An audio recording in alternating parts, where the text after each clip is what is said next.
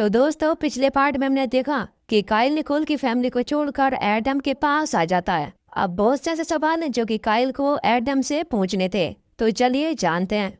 तो एपिसोड की शुरुआत में हम निकोल को देखते हैं जो कि कॉफी बना रही थी। वो जब काइल के रूम में जाती है तो काइल अपने बाथटब में सो रहा था, लेकिन तभी अचानक से काइल के बाथटब में पानी बढ़ने लगा और काइल डूब जाता है। अब तभी चिल्लाते हुए निकोल की आँख खुलती है, यानी कि ये निकोल का सिर्फ एक सपना था। निकोल स्टीफन से कहती है कि मुझे काइल की टेंशन हो रही है, आखिर काइल ठीक भी है या फिर नहीं।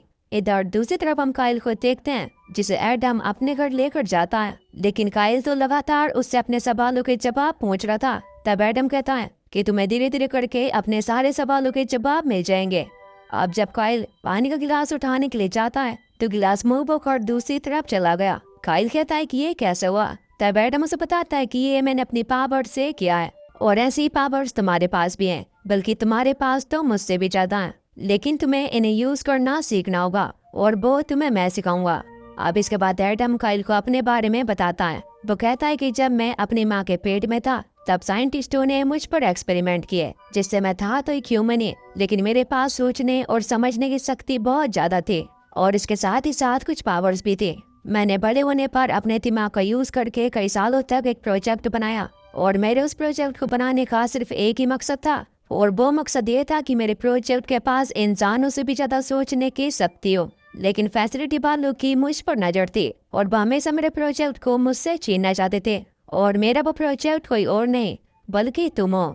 हाँ, मैंने ही तुम्हें बनाया है, लेकिन अब फैसिलिटी वाले तुम्हें ढूंढ रहे हैं, इसलिए मैंने तुम्हें सेफ रखने के लिए यहाँ बुला लिया। काइल एडम की बातें सुनकर हैरान था, लेकिन जल्दी उसे भी एडम की बातों पर यकीन हो जाता है। खैर, अब जब काइल जो से वीडियो कॉल पर बात कर रहा होता है तो तभी उसके पास टॉम फोर्स आता है और हमें पता चलता है कि टॉम फोर्स फैसिलिटी के लिए नहीं बल्कि एडम के लिए काम करता है। एडम ने अपनी और काइल की प्रोडक्शन के लिए यहाँ पर इसे रख रखा है। खैर, अब अगले दिन से ही काइल की प्रैक्टिस शुरू हो जाती है। इधर दूसरी तरफ हम निकोल को देखते हैं जो कि अभी भी काइल को नहीं बुला पा रही थी। काइल भी अपनी फैमिली को बहुत ही ज्यादा मिस करता है। वो उन सब की एक पिक्चर ड्रॉ करता है। खैर, अब इसके बाद हम अगले दिन देख पाते हैं कि काइल धीरे धीरे करके अपनी शक्तियों को सीखने लगा है, लेकिन अब तभी प्रैक्टिस के दौरान एक गोली आकर सीधे एडम की छाती में लगती है, जिससे कि एडम वहीं पर मारा गया। दरअसल ये हमला उन फैसिलिटी के लोगों ने किया था। अपने दोस्त को अपनी आंखों के सामने मरता देख टॉम फोर्स जल्दी से भागता हुआ फैसिलिटी में जाता है और वहाँ जाकर उसने एक टाइम बम सेट कर दिया जो कि अगले कुछ मिनट्स में फट जाएगा। इसके बाद टॉम फोर्स एक रूम में पहुंचता है जहाँ एक्सेस नाम के एक प्रोजेक्ट को रखा गया था। ये भी काइल की तरह एक प्रोजेक्ट है जिस पर फैसिलिटी वाले अपने एक्सपेरिमेंट कर रहे थे। अब तभी टॉम फोर्स के पास कैमरास के जरिए पता चलता है कि काइल भी उसका पीछा करते करते वहाँ पर पहुँच गया है। काइल जैसे इस प्रोजेक्ट के रूम के पास पहुँचा तो वो देखता है कि उसे कुछ अजीब सा महसूस हो रहा है। इधर उस प्रोजेक्ट के शरीर में भी बेचैनी होने लगी। अब तभी पीछे से टॉम फोर्स आकर काइल को बेहोश कर उसे वहाँ से ले जाता है। काइल जब होश में आया तो वो टॉम फोर्स से लड़ने लगा कि आखिर तुमने ऐसा क्यों किया, लेकिन तभी वहाँ पर एक बड़ा सा ब्लास्ट होता है जिससे वो पूरी फैसिलिटी तबाह हो गई। अब काइल को भी समझ में आ गया था कि टॉम फोर्स उसे बाहर लेकर क्यों आया। खैर, अब अगले दिन काइल टॉम फोर्स से कहता है कि मुझे अपनी फैमिली के पास जाना है, लेकिन टॉम फोर्स उसे ऐसा करने से मना करता है। वो कहता है कि अगर तुम वहाँ पर गए तो तुम वहाँ पर सेफ नहीं रह पाओगे। तब काइल उसे कहता है कि मैं वैसे भी तो यहाँ पर भी सेफ नहीं हूँ, मेरी आंखों के सामने एडम को मार दे गया तो मैं अपने आप को सेफ कैसे मान लूं। तुम टेंशन मत लो, जो भी होगा मैं देख लूंगा, लेकिन अब मैं अपनी उस फैमिली के साथ रहना चाहता हूँ जो कि मुझे दिल से प्यार करती है। तब काइल की बात सुनकर टॉम फोर्स भी मान गया। अब इसके बाद जब काइल अपने घर पहुँचता है तो सभी लोग उसे देखकर बहुत ही ज्यादा खुश होते हैं, और जब निकोल की नजर काइल पर पड़ी तो उसकी खुशी का तो ठिकाने नहीं रहता। खैर, इधर दूसरी तरफ हम प्रोजेक्ट एक्स को देखते हैं जो फैसिलिटी के ब्लास्ट होने पर वहाँ से निकलकर बाहर आ गई थी। इस लड़की का नाम जेसी है जो कि काइल की तरह न्यूड थी और उसके पास भी कोई मेमोरी नहीं है। वो जंगल में इधर उधर घूम रही थी कि तभी उसे कैंपिंग करता हुआ एक आदमी दिखाई देता है। वो आदमी जेसी की बॉडी को देखकर उस पर फिदा हो गया और वो उसके करीब आने लगा, लेकिन तभी जेसी उसके ऊपर अटैक कर देती है और उसने अपने एक हाथ से उसे उठाकर उसे जान से मार दिया। अब हम इससे ये तो समझ पाते हैं कि जेसी के पास भी अच्छी खासी पावर्स हैं।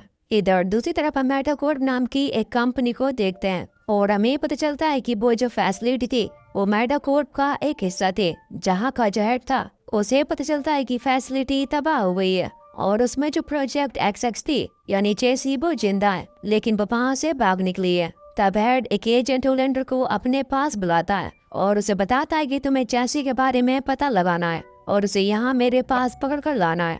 अगले दिन जब एजेंट होलेंडर जंगल में पहुंचे तब उसे वहाँ पर वही मरा हुआ आदमी दिखाई देता है। उसे पता चलता है कि चेसी यहाँ पर आई थी। इधर दूसरी तरफ हम चेसी को देखते हैं जो कि अब शहर के एक पार्क में आ गई थी। वहाँ पर सभी लोग उसे देख कर हैरान थे। जैसे एक बूढ़े आदमी के पास जाकर बैठ जाती है और फिर वो उसके फेस को टच कर कर देखने लगे जिससे वो बूढ़ा आदमी भी खुश हो जाता है। अब तभी उसके पास एक बोल आती है। वो उसे उठाकर खाने लगे लेकिन बोल के ज्यादा कटोरे होने पर वो उसे नहीं खा पा रही थी। अब तभी एक बच्चा अपनी उस बोल को लेने के लिए आता है। तब जैसी बहुत ही अजीब तरीके से बिहेव करती है। ये देखकर वो बच्चा डर कर वहाँ से भाग गया।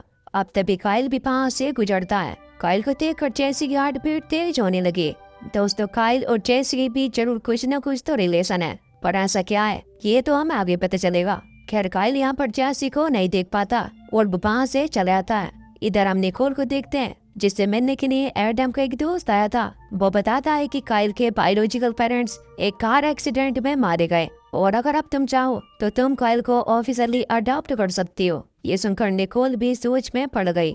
दूसरी तरफ हम लोरी और जोस के साथ काइल को देखते हैं जिससे मिलने के लिए वहाँ पर एमेंडा आई थी। काइल एमेंडा को देखकर बहुत ही ज्यादा खुश होता है और साथ ही में एमेंडा भी। इधर हम जैसे को देखते हैं जो कि भड़कते भड़कते कुछ कंटेनर्स के बीच आ गई थी और पूछताछ करते करते एजेंट होलेंडर भी वहाँ पर पहुँच जाती है। वो जब एक कंटेनर के अंदर गई तो वहाँ पर जैसी बैठी हुई थी। होलेंडर जैसी से बात करते हुए बड़े प्यार से उसके पास जाती है और तभी अचानक से उसने उसकी बॉडी में एक इंजेक्शन लगा दिया जिससे कि जैसी वहीं पर बेहोश हो गई। उसे वहाँ पर जैसी द्वारा बनाई हुई बहुत सी ड्राइंग दिखाई देती है, यानी कि जैसी के पास भी काइल की तरह ड्राइंग बनाने की एबिलिटी है। वहाँ पर उसे काइल की बहुत सी ड्राइंग दिखती है।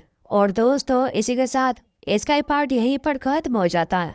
अब आगे हमें पता चलेगा कि चेसी और काइल का क्या रिलेशन है और क्या ये मेडाकोर्प लोगों से बच पाएंगे और जल्दी इसका अगला पार्ट भी आएगा। तब तक आप लोग चैनल को सब्सक्राइब कर बेल नोटिफिकेशन को ऑल पर सेलेक्ट कर लो ताकि अगले पार्ट की नोटिफिकेशन आपके पास सबसे पहले आ सके। तो चलिए मिलते हैं अगली वीडियो में। तब तक के लिए till then take care, love you, bye bye.